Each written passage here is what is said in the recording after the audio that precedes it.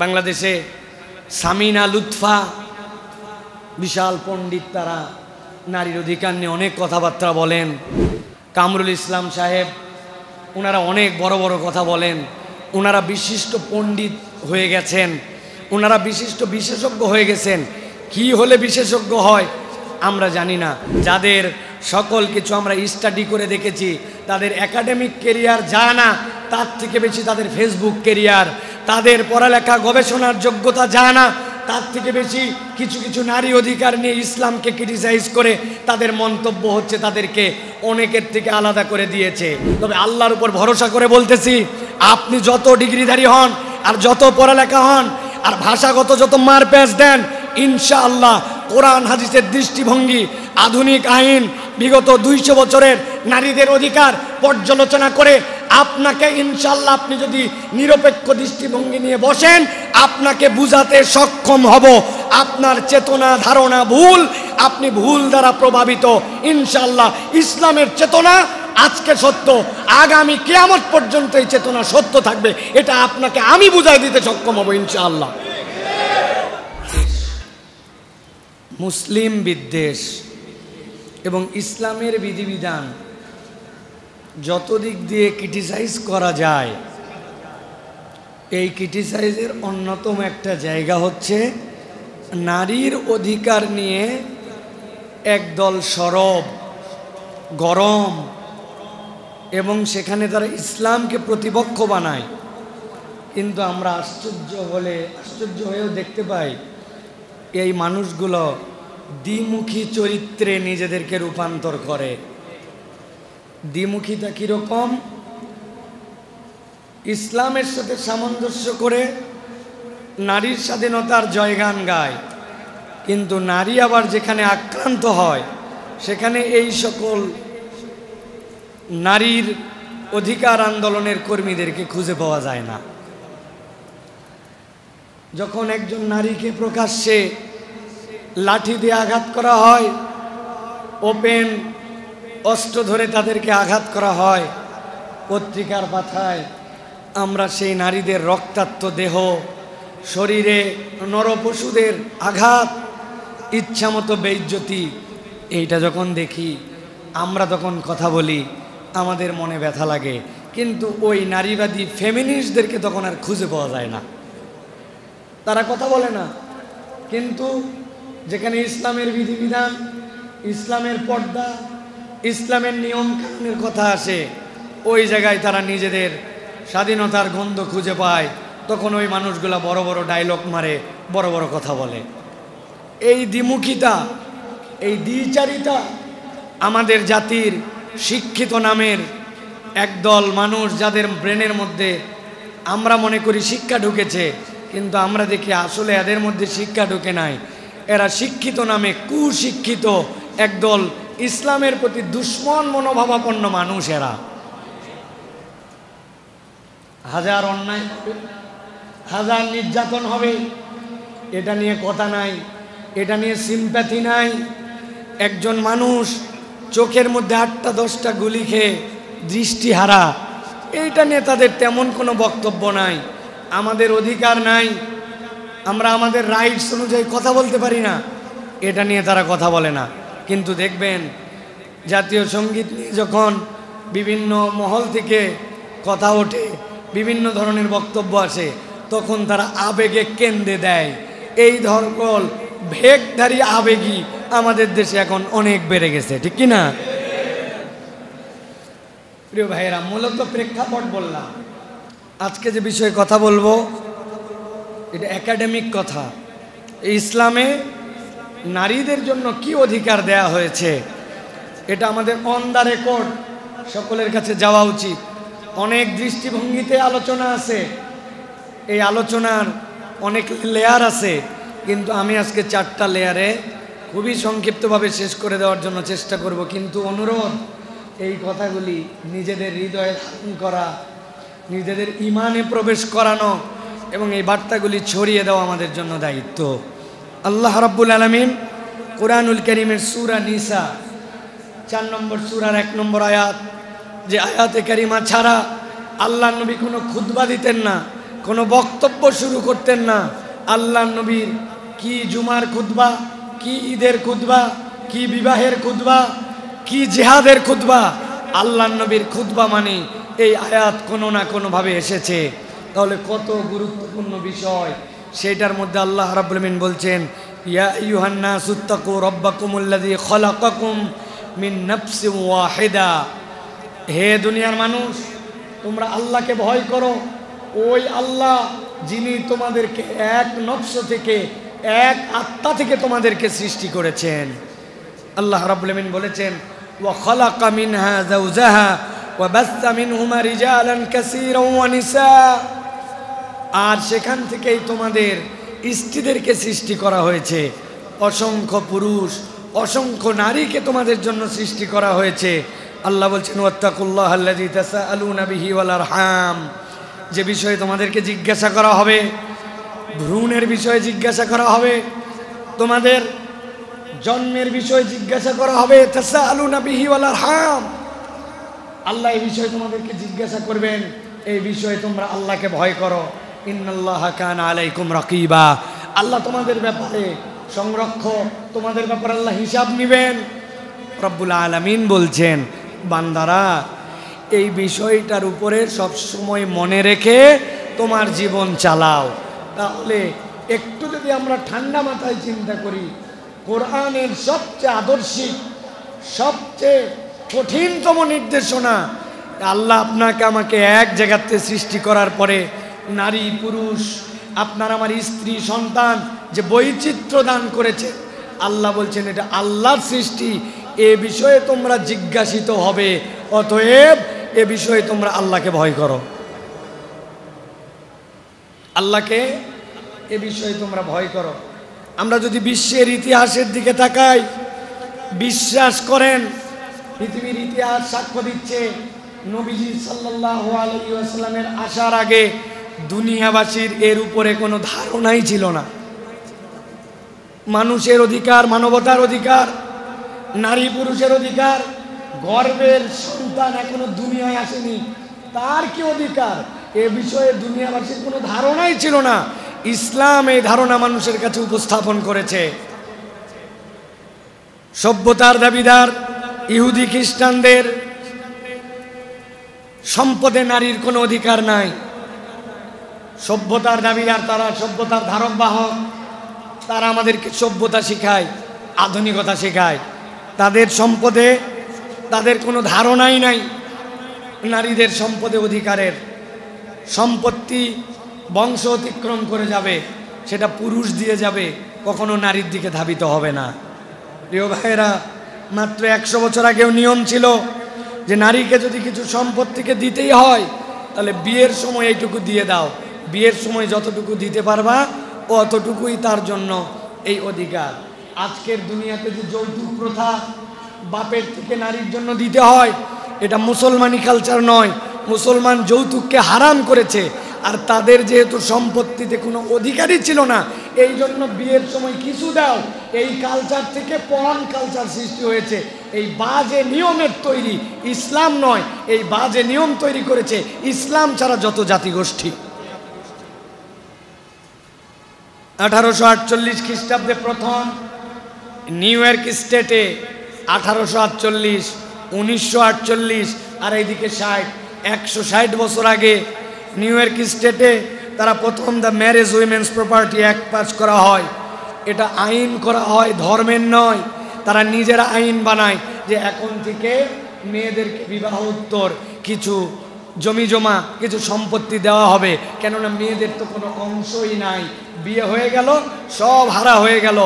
এটা ছিল তাদের অধিকারের অংশ। যারা আজকে ইসলাম এবং মুসলমানদেরকে নারীর অধিকার শিখায়, যে আদর্শ থেকে, এটা তাদের অংশ। ভালো করে খেয়াল করেন। অথচ আল্লাহ রাব্বুল আলামিন আপনার আমার জন্য কি বলছেন? আল্লাহ রাব্বুল আলামিন বলছেন, দুনিয়ার মানুষ ভালো করে বোঝো, আল্লাহ রাব্বুল আলামিন পুরুষের অধিকার দিয়েছেন, নারীর অধিকার দিয়েছেন, এটি আলাদা আলাদা। ইসলাম বলছে ইসলামের সমান অধিকার নামে কোনো কনসেপ্ট নাই। ইসলামের অধিকারের নাম হচ্ছে ন্যায্যাধিকার। বলেন কি অধিকার? মুখস্থ করতে হবে। ওরা যেখানেই বলবে সমান অধিকার, আপনি বুঝবেন এর দ্বারা তারা ইসলামকে ক্রিটিসাইজ করতে চায়। তারা প্রাক্তন সেই মতবাদ, যেই আদর্শে কোনো নারীর অধিকার ছিল না, ওই অধিকারের বোঝা আমাদের উপরে চাপাই দিতে চায়। এই জন্য আমরা বলবো, অতি ফেমিনিস্ট হয়েন না, অতি নারীবাদী হয়েন না। ইসলাম নারীকে যে পর্যন্ত দিয়েছে ওর পর্যন্ত থাকলে নারীর ইজ্জত বাড়বে, আর এর থেকে বাড়াতে চাইলে আপনি আপনার অধিকার হারা হবেন। এই জন্য ইসলাম নারীকে সমান অধিকার দেয় নাই, ইসলাম নারীকে দিয়েছে ন্যায্যাধিকার। কি অধিকার? ভালো করে বোঝেন। আল্লাহ রাব্বুল আলামিন নারী পুরুষকে পার্থক্য দিয়ে সৃষ্টি করেছেন। এটা শারীরিক, মানসিক, গাঠনিক, চারিত্রিক। শারীরিক, মানসিক, গাঠনিক, চারিত্রিক, চারটা ক্ষেত্রে পার্থক্য আছে। আপনি যদি এখন এই চারটা ক্ষেত্রকে বিবেচনা না করে আপনি মনে করেন আমি এইগুলার মধ্যে সমান অধিকার দিব, বিপদটা কেমন হবে একটা উদাহরণ দেই। ঢাকা মেডিকেলে প্রসূতি ওয়ার্ড আছে, যেখানে একটা মেয়ের প্রেগন্যান্সির পরবর্তী পিরিয়ড, পরবর্তী বাচ্চা প্রসব এবং এই সংক্রান্ত বিষয় সেখানে দেখভাল করা হয়, আলাদা ওয়ার্ড। আরেকটা ওয়ার্ড পাশে আছে সার্জারি ওয়ার্ড। আপনি গেছেন, আহত হয়ে আপনাকে ট্রিটমেন্ট করা হয়েছে, সার্জারি দেওয়া হয়েছে। এখন আপনি সমান অধিকার যদি বলেন, তাহলে নারীর জন্যই তো সমান অধিকার না। আপনি সমাজের মধ্যে আপনি বিভিন্নতা, বৈষম্য সৃষ্টি করতেছেন। আমি একজন পুরুষ, আমিও বলবো সমান অধিকার। সমান অধিকারে কোনো লেবার ওয়ার্ড থাকা চলবে না, সার্জারি ওয়ার্ড থাকা চলবে না। যেখানে নারীর প্রসূতি, ওইখানে একজন পুরুষ চাইলে বেড ফাঁকা আছে, শুয়ে পড়বে। বলেন তো, এটা কি নারীর জন্য সমান অধিকার, নাকি এটা নারীর জন্য একটা অত্যাচার? তাহলে আপনি সমান অধিকার কেন বলতেছেন? আপনি ন্যায্যাধিকারের কথা কেন বলতেছেন না? শারীরিক, গাঠনিকভাবে একটা মহিলা কোমল হয়, চারিত্রিকভাবে আল্লাহ রাব্বুল আলামিন তার মধ্যে পুরুষের থেকে স্ট্রেংথ কম দিয়েছেন। এটা আপনি তো চাইলেই সমান অধিকারের নাম সমান করতে পারবেন না। তাহলে একটা পুরুষ যেই কাজ করে, আপনি নারীকে ওই কাজের মধ্যে প্রেরণ করে দিয়ে আপনি তো তার প্রতি সমান অধিকার করছেন না, বরং আপনি তার প্রতি অত্যাচার করতেছেন। ঠিক কিনা ভাই? আবার যদি মনে করেন একটা পুরুষ যদি এই কথা বলে, একজন নারী তার বাচ্চা হোক আর যাই হোক, আমি যেরকম 12 মাস আমার কোনো ছুটি নাই, কিচ্ছু নাই, সব কাজ করি, ওই মেয়ে ডেলিভারি যেদিন হবে তার আগের দিন পর্যন্ত সব কাজ বাধ্যতামূলক কাজ করতে হবে, নচেত আমিও বেতন নেই এক অফিস থেকে, সেও বেতন নেই এক অফিস থেকে। এটা তো অন্যায় হয়, সমান অধিকার লাগবে। বলেন তো, কোনো পুরুষ যদি এই দাবি করেন আর এইটা যদি আইন আদালতের সমান অধিকারের দৃষ্টিভঙ্গিতে মূল্যায়ন করা হয়, তাহলে এটা কি নারীর প্রতি সমান অধিকার হবে না অত্যাচার হবে? এই বিষয়গুলি আমাদের সামনে পরিষ্কার থাকতে হবে প্রিয় ভাইরা। এই জন্য আমরা বলবো, ইসলাম নারীকে দিয়েছে ন্যায্যাধিকার। আমরাও অনেকে ওদের সাথে তাল মিলায়া এখন বলি সত্যি সত্যি নারীর জন্য সমান অধিকার দিতে হবে। সমান অধিকার মানেই তার জন্য অত্যাচার, ন্যায্যাধিকার মানেই হচ্ছে তার জন্য ইসলামের দেওয়া সুভাষিত আচার। ঠিক কিনা? এটা আমাদেরকে মনে রাখতে হবে প্রিয় ভাইরা। মনে রাখবেন, মুখস্থ করে রাখবেন, ইসলাম নারীকে মূলত 4টা অধিকার দিয়েছে। কয়টা? কয়টা? 4টা। 1 নম্বরে নারীর মানবিক অধিকার, হুকুকুল মারআতিল ইনসানিয়া। একজন নারী মানুষ হিসাবে তার যে অধিকার, এটা হচ্ছে তার মানবিক অধিকার। 2 নম্বর, নারীর হচ্ছে ধর্মীয় অধিকার, হুকুকুল মারআতিদ দীনিয়া। একটা মহিলা তার দ্বীনের অধিকার পাবে ইসলাম থেকে। 3 নম্বর, নারীদের অর্থনৈতিক অধিকার, হুকুকুল মারআতিল ইকতিসাদিয়া। একজন নারীর অর্থনৈতিক অধিকার আছে। 4 নম্বর, একজন নারীর ইস্তেমাইয়া তথা একজন নারীর সামাজিক অধিকার আছে। তাহলে একটা অধিকার হচ্ছে মানবিক অধিকার, একটা হচ্ছে ধর্মীয় অধিকার, একটা হচ্ছে অর্থনৈতিক অধিকার, আর একটা হচ্ছে সামাজিক অধিকার। পৃথিবীর যত অধিকার এই 4টার মধ্যে ঢুকানো, আর ইসলাম আলাদা আলাদা বিধান করে একজন নারীকে এই 4টা প্রাপ্যতা বুঝাই দিয়েছে। সুবহানাল্লাহ। বাংলাদেশে সামিনা লুৎফা, বিশাল পণ্ডিত, তারা নারীর অধিকার নিয়ে অনেক কথাবার্তা বলেন। কামরুল ইসলাম সাহেব ওনারা অনেক বড় বড় কথা বলেন। ওনারা বিশিষ্ট পণ্ডিত হয়ে গেছেন, ওনারা বিশিষ্ট বিশেষজ্ঞ হয়ে গেছেন। কি হলে বিশেষজ্ঞ হয় আমরা জানি না, তবে যতটুকু বুঝেছি বাংলাদেশে বিশেষজ্ঞ হওয়া যায়। ইসলামের বিরুদ্ধে একটু ঘৃণা ছড়াতে হয়, মুসলমানদের বিরুদ্ধে একটু কথা বলতে হয়, একটু নারীবাদীর পক্ষে না বুঝে একটু উস্কাতে হয়, তাহলেই মনে করে বাপরে বাপ বিরাট জ্ঞানের আধার, এদের দ্বারা কিছু হবে। এটার প্রমাণ কি যদি জানতে চান তাহলে আমরা বলবো বাংলাদেশে শিক্ষা সংস্কার আমরা চাই। এই শিক্ষা সংস্কারের জন্য যে কমিটি হয়েছে ওই কমিটিতে বিশেষজ্ঞ, কি ভাই, হ্যাঁ বিশেষজ্ঞ পরিষদের মধ্যে যারা এসেছেন তাদের মধ্যে এই সকল নামের লোকেরাও এসেছেন, যাদের সকল কিছু আমরা স্টাডি করে দেখেছি। তাদের একাডেমিক কেরিয়ার যা না তার থেকে বেশি তাদের ফেসবুক কেরিয়ার, তাদের পড়ালেখা গবেষণার যোগ্যতা যা না তার থেকে বেশি কিছু কিছু নারী অধিকার নিয়ে ইসলামকে ক্রিটিসাইজ করে তাদের মন্তব্য হচ্ছে তাদেরকে অনেকের থেকে আলাদা করে দিয়েছে। তারা বলছেন হজ নিয়ে ক্রিটিসাইজ করেন, তারা কুরবানি নিয়ে ক্রিটিসাইজ করেন, ইসলামের মৌলিক বিধান নিয়ে তারা মন্তব্য ছুড়ে দেন। ওলামায়ে কেরামকে কি তাদের অবদান বলে তাদেরকে ক্রিটিসাইজ করেন। নারীদের পর্দা করা, নারীদের অধিকার নিয়ে নানান ধরনের কথা বায়বীয়ভাবে তারা ছড়াই দেন, যেইগুলোর একাডেমিক কোনো তাদের কাছে গ্রহণযোগ্য স্টাইলে মতামত দেওয়া নাই, অথবা বিপক্ষ মতামত দিলে সেইটাকে তারা আমলে নেন না। কিন্তু তারা যেহেতু এইগুলা কথা বলে বেসছেন, এখন তাদের যোগ্যতা হচ্ছে তারা মুসলমানদের পাঠ্যপুস্তক সংস্কারের মধ্যে তাদেরকে ঢুকিয়ে দাও। আমাদের জিজ্ঞাসা, যেই লোক ইসলাম পছন্দ করে না, মুসলিমদেরকে পছন্দ করে না, ইসলামের দেওয়া নারীর অধিকারের কনসেপ্ট তার মাথার মধ্যে নাই, আপনি যত বড় বিশেষজ্ঞ আপনার লাইনে হন আর যত বড় বিশেষজ্ঞ আপনি বিশ্ববিদ্যালয় পর্যায়ে হন, ইসলামী শিক্ষা তাহজিব তামাদ্দুনের ব্যাপারে আপনার ধ্যান ধারণা আমাদের কাছে পরিষ্কার। অতএব এইগুলা মানুষ দিয়ে আমাদের বাচ্চা কাচ্চার ইসলামী শিক্ষার সংস্কার হবে, এটা শয়তান বিশ্বাস করতে পারে, আমরা বিশ্বাস করি না। অতএব আমরা বলতে চাই, আপনারা আপনাদের জায়গায় আছেন, কোনোদিন আপনাদের সাথে আমাদের পায়ে পা লাগায়া ঝগড়াঝাটি করার দরকার নাই। আমরা কোনোদিন আপনাদের নামও নেই নাই, কোনোদিন মন্তব্যও করি নাই। কেননা আমরা দেখেছি একাডেমিক যোগ্যতা আপনাদের না থাকলে তখন আপনারা চোপার জোরে কথা বলেন। আপনাদের যদি যোগ্যতা থাকে তাহলে ইসলামের নারীর অধিকারে আপনার আপত্তির জায়গা কোথায়? অন্য কারো কাছে যেতে হবে না, আমার মতো ক্ষুদ্র লোকের কাছে আসেন, দেখি আমি আপনাকে বুঝাতে পারি কিনা। যদি না পারি আমার ওস্তাদ লেভেলের লোকের কাছে নিয়ে যাবে। তবে আল্লাহর উপর ভরসা করে বলতেছি, আপনি যত ডিগ্রিধারী হন আর যত পড়ালেখা হন আর ভাষাগত যত মারপ্যাচ দেন, ইনশাআল্লাহ কোরআন হাদিসের দৃষ্টিভঙ্গি, আধুনিক আইন, বিগত 200 বছরের নারীদের অধিকার পর্যালোচনা করে আপনাকে ইনশাআল্লাহ, আপনি যদি নিরপেক্ষ দৃষ্টিভঙ্গি নিয়ে বসেন, আপনাকে বুঝাতে সক্ষম হব। আপনার চেতনা ধারণা ভুল, আপনি ভুল দ্বারা প্রভাবিত। ইনশাআল্লাহ ইসলামের চেতনা আজকে সত্য, আগামী কিয়ামত পর্যন্ত এই চেতনা সত্য থাকবে, এটা আপনাকে আমি বুঝাই দিতে সক্ষম হব ইনশাআল্লাহ। বড় কারো কাছে যেতে হবে না। কিন্তু আপনারা এগুলো শুনবেন না, আপনি আপনার জায়গাতে। এবং খুব ইন্টারেস্টিং প্রশ্ন ছুড়ে দিবে, কই পুরুষরা ইমাম হয়, মেয়ে তো ইমাম হয় না, তাহলে ইসলাম কিভাবে নারীর অধিকার দিল? শুনে দারুণ লাগতেছে, আরে দারুণ কথা তো। আমি যদি উনাকে বলি আপনার বউ, আপনার সন্তানের বাচ্চা হয়, কেন আপনি বাচ্চা আপনার পেটে হয় না? আপনি বলবেন এটা কোনো কথা হলো? আমি বলবো এটাও তো কোনো কথা হলো না।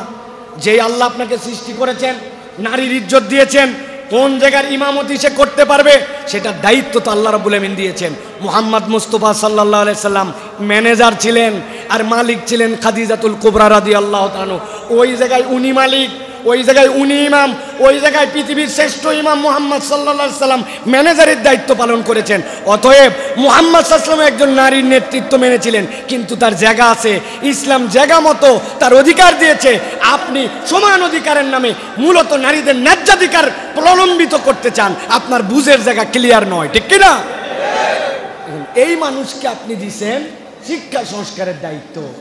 উনি বলতেছে দুনিয়ায় কত কামাই আছে, কত কিছু আছে, কোনোদিন বলবে না।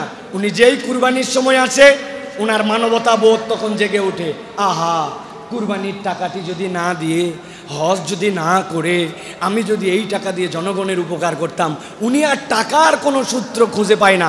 আমি তো বলি আপনি শার্ট পরেন, প্যান্ট পরেন, কোট পরেন, টাই পরেন, আপনি এগুলা বাদ দিয়ে আপনি বলেন না আহা আমি শুধু জাঙ্গাটা পরে বাকি জামা কাপড়ের টাকা দিয়ে মানুষের জামা কাপড়ের ব্যবস্থা করি, এটা বলেন না কেন? আপনি বলবেন হুজুর কেমন কথা বললেন। হ্যাঁ, ইসলাম একটা complete code of human life. তার কোথায় নামাজ পড়তে হবে, কার হজ করতে হবে, কোন জায়গায় দান করতে হবে, ইসলাম তার প্রত্যেকটা জায়গার দৃষ্টিভঙ্গি বর্ণনা করেছে। আপনার এই সকল সুরসুরি দেওয়া কথার দ্বারা মূলত ইসলাম বিদ্বেষ আপনাদের থেকে প্রকাশ পায়। আর আমরা এই বাংলাদেশে ওই মানুষগুলোকে আর লোক খুঁজে পেলাম না, উনারা হয়ে গেছে আমাদের শিক্ষা সংস্কারের বিশেষজ্ঞ। আফসোস আর দুঃখ। এই জন্য আমরা বলতে চাই, আমরা তো আপনাদের কাছে কোনো গরম কথা বলতে চাই না, আমরা তো আপনাদের কাছে কোনো কাউন্টার দিয়ে আপনাদের প্রতিপক্ষ হতে চাই না। কেন আপনারা তারপরেও এই বিষয়গুলো উপস্থাপন করেন? কারণ শিক্ষকদের মধ্যেও আগে মোরালিটির জায়গা ছিল, শিক্ষকরা অনুপম আদর্শ উপস্থাপন করেছেন। গতকালকে আমি একটা গল্প বলেছি, এক ক্লাসে 50 জন ছাত্র, 50 জনকে 50টা বেলুন দিয়েছে টিচার, দিয়ে বলছে প্রত্যেকের হাতের কলম আছে, কলম দিয়ে সাদা বেলুনের উপর নিজের নাম লিখো। লিখা হয়ে গেছে, সব বেলুন সামনে ছুঁড়ে ফেলে দাও। বেলুন একটার সাথে একটা এলোমেলো, যার বেলুন সে খুঁজে নাও। সেটা লাভ দিয়ে যায়, বেলুন ধরতেছে, দেখে আরে এই বেলুনে তো সাইফুল্লাহ লেখা নাই, এই বেলুনে লেখা আছে উমুকের নাম, আমার না, ফেলে দিছে। আরেকটা নিয়ে হুড়া পাড়া, বেলুন ফাটা শুরু হয়ে গেছে, খুঁজে পায় না। টিচার বলছে থামো, থেমে গেছে, বলে এখন যার সামনে যেই বেলুন আছে সেটাই হাতে নিয়ে নাও। 50 জন ছাত্র যার যে বেলুন ছিল সেই নিছে। কার নাম? এখানে নাম আছে নজরুল ইসলাম। চেনো নজরুলকে? দিয়ে দাও নজরুলকে। নজরুলের হাতে কার্ডটা আছে, সাইফুল্লাহটা, সাইফুল্লাহকে দিয়ে দাও। 5 মিনিটের মধ্যে বেলুন ডিস্ট্রিবিউশন হয়ে গেছে। এই গল্প দ্বারা আমি কি বুঝাতে চাই? শিক্ষক এবং যারা দায়িত্বশীল তারা কেওয়াজ বাজাবে না, তারা পদ্ধতিগতভাবে কারো মধ্যে বিলীন হয়ে যাবে না, কিন্তু অপরের কল্যাণ মানসিকতা নিয়ে এগিয়ে আসলে, মেকানিজম খাটালে, আমাদের ভিন্ন ভিন্ন মত থাকলেও আমরা একটা জায়গায় ঐক্যবদ্ধ হতে পারবো।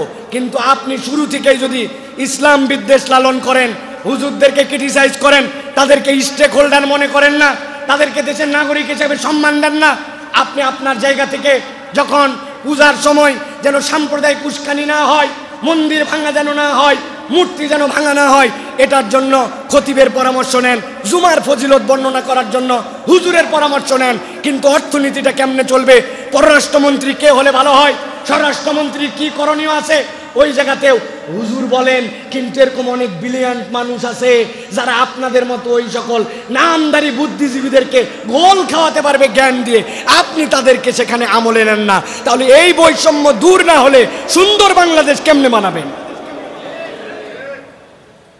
অতএব আমরা বলতে চাই, আমরা কারো প্রতিপক্ষ নই।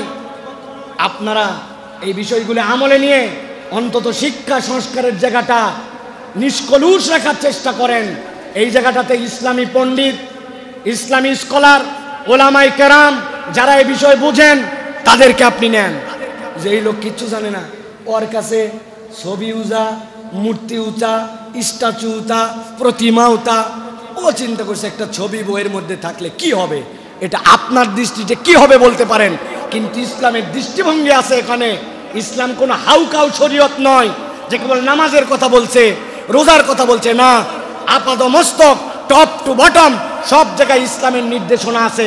সুতরাং একটা বইয়ের মধ্যে কি লেখা হবে সেটা মুসলিমদের আকীদার সাথে যায় কিনা, তাহজিব তামাদ্দুনের সাথে যায় কিনা, মুসলিম বিশ্বাসের সাথে যায় কিনা, ওইটা মুসলিম মেজরিটি কান্ট্রিতে মুসলিম প্রতিনিধি দ্বারা শরঈভাবে সেটা বিশ্লেষণ করে ওই বই আসতে হবে। কেননা ওই বই আপনার আমার বাচ্চা পড়বে যাদের আইডেন্টিটি হচ্ছে মুসলমান, ঠিক কিনা? ভালো করে মনে রাখবেন, মুসলমান না খেয়ে থাকতে রাজি আছে, মুসলমান কম খেয়ে রাখতে রাজি আছে, মুসলমান খাদ্যের কষ্ট মেনে নিতে রাজি আছে, কিন্তু মুসলমান তার ইমানের ভিতরে কোনো ঝামেলা আসলে ওই জায়গাতে মুসলমান কখনো ছাড় দিতে রাজি নাই। অতএব এই বিষয়গুলি আমাদের দুঃখ দেয়, আফসোস দেয়, বোঝে না, কিন্তু তারা পণ্ডিত, আবার যারা বোঝে না তাদেরকেই তার মধ্যে নিয়ে আসা হয়। কাদের ইশারা এগুলা হচ্ছে আমরা তো বুঝি না। আল্লাহ রাব্বুল আমিন আমাদেরকে বোঝার তৌফিক দান করুক, সঠিক বুঝ দান করুক। প্রিয় ভাইয়েরা, তাহলে ইসলামে নারীর অধিকার মূলত কয় ধরনের? ভুলে গেছেন কারা কারা? হাত তোলেন। কয় ধরনের? এই যে ইসলামের 4টা অধিকার, এর একটা অধিকার সামাজিক অধিকার। এই সামাজিক অধিকারের মধ্যে ইসলাম 5টা বিষয় নারীর জন্য ঢুকায় দিছে। 1 নম্বর আল বিনত, মেয়ে হিসাবে, ওয়াল মা হিসাবে, ওয়াল জাওজা, স্ত্রী হিসাবে, আল মুতাল্লাকা, তালাকপ্রাপ্তা হিসাবে, আল আরমিলা, বিধবা হিসাবে। ইসলাম তাকে মেয়ে, মা, স্ত্রী, তালাকপ্রাপ্তা এবং বিধবা, এই 5টা লেয়ারে ইসলাম তার জন্য সামাজিক নিরাপত্তার বিধান করেছে। পৃথিবীর আর কোনো ধর্ম, পৃথিবীর আর কোনো সংবিধান একজন নারীকে এইরকম ভাবে মূল্যায়ন করে নাই। আফসোস লাগে, দুঃখ লাগে, ইসলামকে বুঝো না, ইসলামের স্টাডি তোমার মধ্যে নাই। আর তুমি বলো ইসলাম বুঝে ফেলছো। ছোট্ট একটা বই পড়েন, যারা ইসলাম বুঝেন না, আমাদের এই কথাও তো হয়তো তারা শুনবে না। এ উইমেন ফ্রম ডেজার্ট, 10 পাতার একটা বই, জাপানি একটা মেয়ের লেখা বই। আব্দুল্লাহ জাহাঙ্গীর রহমাহুল্লাহ এই বইটাকে আবার নিজে লিখেছেন। একটা মেয়ে কিভাবে, মরুভূমির একটা মেয়ে কিভাবে সে ইসলামের সৌন্দর্যকে ধারণ করে, কিভাবে সে ইসলামকে গ্রহণ করে, এটা না পড়লে বুঝবেন না। আমাদের সব আলগা আলগা কথা, ইসলাম সম্পর্কে কোনো ধারণা নাই, কিন্তু তারা ইসলামের ব্যাপারে মন্তব্য করে বসেন। প্রিয় ভাইয়েরা, আমরা আজকে সংক্ষিপ্ত সময়ে কিছু কথা আপনাদের কাছে। দুনিয়াতে একটা জিনিস থেকে আমাদের বেরিয়ে আসতে হবে। কেন পুরুষ হলাম না, নারী জন্মই পাপ, এই কথাটার ধারণা কোথা থেকে আসছে? প্রিয় ভাইয়েরা, এ ধারণা ইসলামে নাই। নারী হিসাবে ইসলামে আপনাকে বৈষম্য করে নাই। অধিকার দিতে গিয়ে নারীর প্রতি কখনো জুলুমও করা হয় নাই, অধিকার দিয়েও জুলুম করা হয়। এই জুলুম ইসলাম নারীর উপরে করে নাই। আল্লাহ রাব্বুল আলামিন কোরআনুল কারীমের মধ্যে বলছেন, ওয়ালা তাতামান্নাউ মা ফাদ্দালাল্লাহু বিহি বা'দাকুম আলা বা'দিন লিররিজালি নাসীবুম মিম্মা ইকতাসাবু ওয়া লিন-নিসাই নাসীবুম মিম্মা ইকতাসাবু। আল্লাহ রাব্বুল আলামিন বলছেন, দুনিয়ার মানুষ, আল্লাহ রাব্বুল আলামিন একজনের উপর আর একজনের সম্মান, যেটা তোমরা আশা করতেছো এটা কখনো আশা করো না। আল্লাহ বলছেন, আল্লাহ রব্বুল আলামিন নারী পুরুষকে স্বতন্ত্রতা দিয়ে সৃষ্টি করেছেন।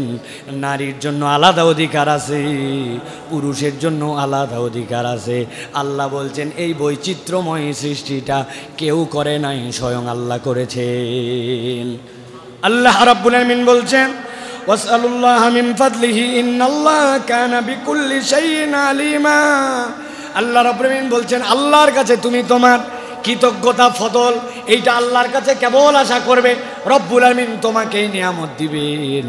এই আয়াতে কারিমার ব্যাখ্যায় মুফাসসিরিনে কেরাম বলছেন, দুনিয়াতে মানুষ দুইভাবে নিজের মর্যাদা বৃদ্ধি করে। একটা, রব্বুল আলামিন তাকে ন্যাচারালি দিয়ে দেন, কে সাদা হবে, কে কালো হবে, কে ছোট হবে, কে বড় হবে, কার চোখটা টেরা হবে, কার নাকটা নিচু হবে, কে আফ্রিকান হবে, কে আমেরিকান হবে। এইটা চাহিদা করে পাওয়া যায় না। রব্বুল আলামিন এই সৃষ্টির বৈচিত্র্যটা মানুষকে দেন। আর একটা, আল্লাহ যে বলেছেন ওয়াসআলুল্লাহা মিন ফাদলি, আল্লাহর কাছে তুমি ফদল চাও, সেইটা তুমি যেই ধরনের মানুষই হও না কেন, আল্লাহর দেওয়া তরিকায় চলার কারণে তুমি সাধারণ মানুষ হিসেবে এসেছিলে, কিন্তু আল্লাহর দয়ায়, আল্লাহর পদ্ধতিকে অনুসরণ করার কারণে তুমি কালো হও, সাদা হও, ধলা হও, বেটে হও, লম্বা হও, এই পার্থক্য নয়। বরং আল্লাহর দেওয়া ফদলে, আল্লাহর নিয়ম মানলে দুনিয়ার বুকে একজন কালো মানুষও পৃথিবীর শ্রেষ্ঠ মানুষে রূপান্তর হয়ে যেতে পারে, শ্রেষ্ঠ মানুষ হয়ে যেতে পারে। নবী করিম সাল্লাল্লাহু আলাইহি ওয়াসাল্লামের সাহাবী, যার বাপ দাদা 14 গোষ্ঠীতে গোলাম ছাড়া কেউ নাই, আবু বকর রাদিয়াল্লাহু তাআলার পায়ের শব্দ নবীজি শোনেন নাই, ওমর রাদিয়াল্লাহু তাআলা শোনেন নাই, হাবাসার গোলাম হযরতে বেলাল রাদিয়াল্লাহু তাআলা আনহুর পায়ের শব্দ জান্নাতের ডেমনস্ট্রেশন দেখার সময় মেরাজের রাত্রিতে আল্লাহর নবী শুনে আসছেন। সুবহানাল্লাহ। এই শব্দ শুনে আসার মধ্যে হাদিসের একটা চমৎকার ব্যাখ্যা আছে। কখন এইভাবে খেয়াল করেছেন? নবীজি যা বলতেন সাহাবীরা তাই করতেন, যা মানা করতেন ত্যাগ করতেন, এক্সট্রা কিছু করতেন না। কিন্তু বেলাল রাদিয়াল্লাহু তাআলাকে নবীজি জিজ্ঞাসা করছেন, বেলাল, পায়ের শব্দ শুনলাম, তোমার আমল কি? আপনি চিন্তা করেন, নবীজি তাহলে তাকে জিজ্ঞাসা করতেছেন তুমি কি আমল করো, আমি যা বলি তা তো করোই। উনি বলতেছেন রাসূলুল্লাহ সাল্লাল্লাহু আলাইহি ওয়াসাল্লাম একটা জিনিস আমি আমার উপরে নিছি, অজু করলেই আমি তাহিয়াতুল ওজুর 2 রাকাত সালাত আদায় করি। আল্লাহ নবী বলেন এইটা আল্লাহর কাছে এত মকবুল, বেলাল তোমার খরমের শব্দ তুমি দুনিয়ায় কিন্তু জান্নাতে আল্লাহ আমার কানে শুনাইছেন যে বেলাল এই জান্নাতে আসবে। সুবহানাল্লাহ, ডাইমেনশনটা চিন্তা করেন। নফলের ক্ষেত্রে এই জন্য কিছু জায়গা আছে যে জায়গায় আমি কিছু নফলের আমল আমার নিজের জীবনে ঢুকায় নিতে পারি, কন্টিনিউ এইটা করি। এই জন্য আমলের ক্ষেত্রে নফলে নিজের বানানো কিছু ওজিফা থাকতে পারে, সুন্নতের বাহিরে না, কিন্তু আমি একটা ওজিফা বানাইছি। আমি প্রত্যেক দিন 100 বার দরুদ শরীফ পড়বো, আমি প্রত্যেক দিন 100 বার কুল হুয়াল্লাহ পড়বো, আমি এক্সট্রা প্রত্যেক দিন 6 রাকাত নামাজ পড়বো, 8 রাকাত পড়বো, আমি আসরের পরে 10 মিনিট কারোর সাথে কথা বলবো না, আমি এই সময় আল্লাহর কাছে আমার মতো ওজিফা করব। হাদিস একদম বলে দেয় নাই আসরের পর 10 মিনিট তুমি কথা বলবে না, এটা হাদিসের নির্দেশনা নয়, কিন্তু এটা বারণ নাই। আপনি নফলের জন্য আপনার ওজিফা বানায় নিছেন, এটা দলিল বেলাল রাদিয়াল্লাহু তাআলা ওই আমল। অতএব মানুষ কালো হতে পারে, যেমন হতে পারে, এটা তার সৃষ্টিগত, আরেকটা অর্জনগত। সে ইবাদত দিয়ে আল্লাহর ফদলে অনেক নিয়ামতে উপরে উঠে গেছে। সুবহানাল্লাহ। এই জন্য নারী হলেই মর্যাদা পাওয়া যাবে না, পুরুষ হলেই কেবল মর্যাদা এরকম নয়। আমাদের ফুরফুরার মরহুম হুজুর বলতেন, আবুল আনসার মোহাম্মদ আব্দুল কাহ্হার সিদ্দিকী রহমতুল্লাহি আলাই, বাবারা মেয়েরা নবী হয় নাই, কিন্তু পৃথিবীতে নবীর মা ছাড়া কোনো নবী নাই, বাপ ছাড়া নবী আছে।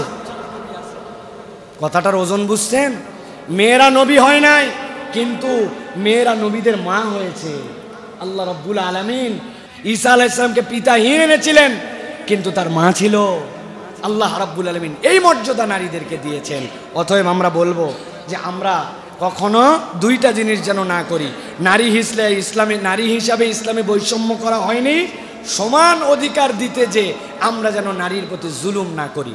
এবার চলেন সংক্ষিপ্তভাবে 4টা অধিকারের উপরে একটু আমরা কথা শুনি। প্রিয় ভাইরা, নারীর মানবিক অধিকার। ইসলাম মানুষ হিসাবে তাকে কি বলছে? ইসলাম বলছে মানুষ হিসাবে সবাই সমান।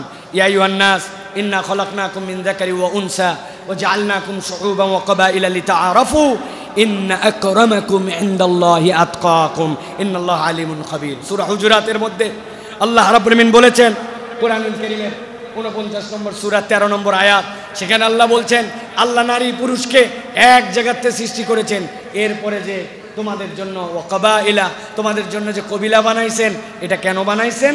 আল্লাহ রাব্বুল আলামিন বলছেন লিতাআরাফু, যেন তোমরা একজন আরেকজনের সাথে পরিচিত হতে পারো। সুতরাং এই গোত্র দিয়া, বংশ দিয়ে, পদবি দিয়ে আমার বিশাল মর্যাদা হয়ে গেছে, এটা যেন ভেবো না। চৌধুরী সাহেব আমাদের দেশে আছে না? বাপরে, চৌধুরী সাহেব, চৌধুরী সাহেব মানে বিরাট সাহেব, উনি শাহ সাহেব, সরকার সাহেব, সর্দার সাহেব। এই যে আমাদের পদ্মী, এই পদ্মী দিয়ে আমাদের বিরাট কোনো মর্যাদা বাড়ে না, এটা আমাদের পরিচিতির জন্য। পরিচিতির সাথে মর্যাদা কিসে বাড়ে? ইন্না আকরামাকুম ইনদাল্লাহি আতকাকুম, তুমি কতটুকু মুত্তাকি, কতটুকু আল্লাহ ভীরু, এইটা দিয়ে আল্লাহর কাছে তোমার মূল্যায়ন হয়। সুবহানাল্লাহ। অতএব এই জায়গায় নারী পুরুষ উভয়ের জীবনের দাম সমান, উভয়ের রক্ত সমান। একজন নারীকে হত্যা করলে অন্যায়ভাবে তার জন্য এক ধরনের বিচার, পুরুষকে হত্যা করলে আলাদা নয়, তার জীবনের দাম আল্লাহর কাছে সমান, দুনিয়ার তার মূল্য আল্লাহর কাছে সমান। মানুষ হিসাবে আল্লাহ রাব্বুল আলামিনের কাছে সে মূল্যায়িত। এটা আমাদেরকে একদম ঠান্ডা মাথায় বুঝতে হবে। প্রিয় ভাইরা, 2 নম্বরে আল্লাহ রাব্বুল আলামিন বলছেন হুন্না লিবাসুল লাকুম ওয়া আনতুম লিবাসুল লাহুন্না। আল্লাহ রাব্বুল আলামিন বলছেন মানুষ হিসাবে তুমিও তার পরিচ্ছেদের মতো, সেও তোমার পরিচ্ছেদের মতো, কেউ কারো জন্য আলাদা নয়। অতএব এই জায়গায় মানুষ হিসেবে আল্লাহ রাব্বুল আলামিন দুইজনকে সমান মর্যাদা দিয়েছেন। এই জায়গাতে যেই জায়গায় আল্লাহ সমান মর্যাদা দিয়েছেন, ওই জায়গায় আপনাকে সমানভাবে ওইটাকে ডিস্ট্রিবিউট করতে হবে, ওইটাকে বুঝতে হবে। প্রিয় ভাইরা, আল্লাহ রাব্বুল আলামিন এরপরে বলেছেন সূরা তাকবীরের ভিতরে, ওয়া ইযাল মাউউদাতু সুইলাত বিআইয়ি যামবিন কুতিলাত। কিয়ামতের ময়দান কায়েম হওয়ার পরে একদল আল্লাহর সামনে দাঁড়াবে, জিজ্ঞাসা করা হবে, আগে বলো তুমি কোন অপরাধে এই নারীদেরকে হত্যা করেছিলে, এই ছোট্ট শিশুদেরকে হত্যা করেছিলে, এইটার উত্তর দিবা, তারপরে জাহান্নামে যাওয়ার যেখানে যাও উত্তর দিয়ে তারপরে যেতে হবে। প্রিয় ভাইয়েরা, আল্লাহ রাব্বুল আলামিন এই জায়গাতেও নারীকে অনন্য করেছেন, নারীর জন্য মর্যাদার আসনে আল্লাহ রাব্বুল আলামিন আসীন করেছেন। প্রিয় ভাইয়েরা, এই যে নারীদের প্রতি যে ডিসক্রিমিনেশন, নারীদের প্রতি যে বৈষম্য কোথার থেকে আসলো? যারা আমাদেরকে আধুনিকতা শেখায় তাদের বাইবেল থেকে পড়া দেই। নতুন নিয়ম তিথনীয় যে তাদের পুস্তক, এই পুস্তকের 2য় অধ্যায়ের 12 থেকে 14 নম্বর চ্যাপ্টারের মধ্যে তারা বলতেছে, কি বলতেছে? বলতেছে বিকৃত বাইবেলের বর্ণনা অনুযায়ী নিষিদ্ধ গন্ধম প্রথমে হাওয়া ভক্ষণ করেন, এরপরে আদম ভক্ষণ করেন।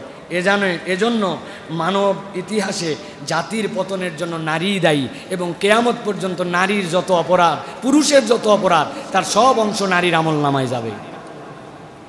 কারা বলতেছে এটা? খ্রিস্টান না, যারা আমাদেরকে সভ্যতার পাঠ দিচ্ছে, যারা আমাদেরকে নারীর স্বাধীনতা দিচ্ছে, যারা আমাদের নারী হিজাব পরলে তেলে বেগুনে জ্বলে উঠতেছে, যারা নারী অধিকার নিয়ে ফাল পাড়তেছে, যারা ফেমিনিস্ট নামে নিজেদের পরিচয় দিচ্ছে, ওই সকল ধর্মান্ধ তাদের ধর্ম এইটা বলে, ওইটা তারা বলে না। আর ইসলাম তাদেরকে বলে ইজাল মাউউদাতু সুইলাত বিআইযাম মিন কুতিলাত, তুমি জান্নাতে যাও আর জাহান্নামে যাও, এইটা হত্যা কেন করছিল আগে আল্লাহর সামনে উত্তর দিয়ে তারপরে যাও। ভ্রূণের অধিকার দিয়েছে ইসলাম। আর তুমি এখন বলতেছো গর্ভপাত করা দিলে কোনো সমস্যা নাই, নতুন আইন আসতেছে, আপনার গর্ভ আপনি পাত করবেন না রাখবেন এটা আপনার ব্যাপার, গর্ভপাত করে দিতে হবে। কারণ কি?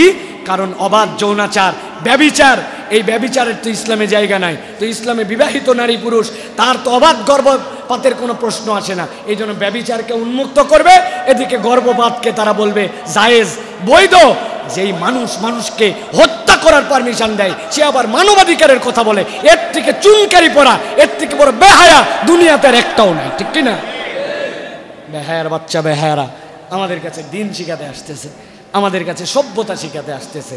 অতএব মনে রাখবেন এইটা, যে ইসলাম নারীর জন্য মানবিক অধিকারকে সবচেয়ে বেশি মূল্যায়ন করেছে। 2 নম্বর, নারীর ধর্মীয় অধিকার।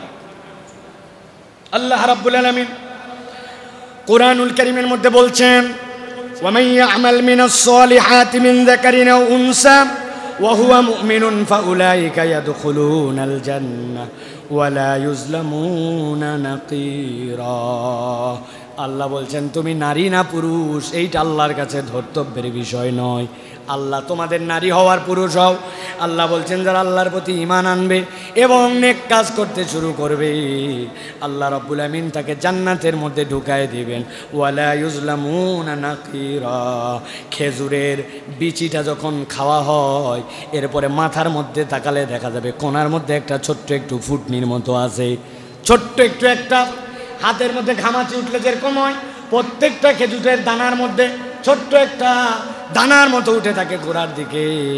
আল্লাহ বলছেন তোমার রব তো তোমার জন্য এমন বিচার করবেন, তোমার রব তোমার জন্য এমনভাবে অধিকার দিবেন, তোমার রব তোমার প্রাপ্য এমনভাবে বুঝাই দিবেন। ছোট্ট একটা খেজুরের কণা, এই কণা তুললেও তোমার প্রতি জুলুম করা হবে না। এখানে তুমি কত বড় নারী আর কত বড় পুরুষ, কোন দেশের নারী আর কোন দেশের পুরুষ বিবেচ্য বিষয় নয়। তোমার বিবেচনা আল্লাহর কাছে ঈমান আর আমলে চলে। এইটা দিয়ে আল্লাহর কাছে একজন নারীও পুরুষের থেকে বেশি মর্যাদাবান হয়ে যেতে পারে।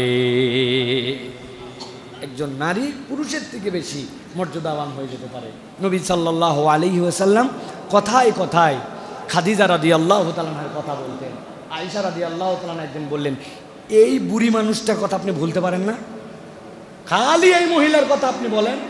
কি জন্য এই কথা বলছেন? নবীজি একটা ছাগল জবাই দিছে, দিয়ে 3 ভাগ করে খাদিজা রাদিয়াল্লাহু তাআলা তো মক্কায় থাকতেই ইন্তেকাল করছেন, তার বান্ধবী যেগুলো হিজরত করে আসছিলেন, বুড়ি হয়ে গেছে তারা, ওই বান্ধবীদের কাছে ছাগলের 3 ভাগের 1 ভাগ গোশত পাঠাইছেন যে খাদিজার বান্ধবীদের কাছে এটা দিয়ে আসো।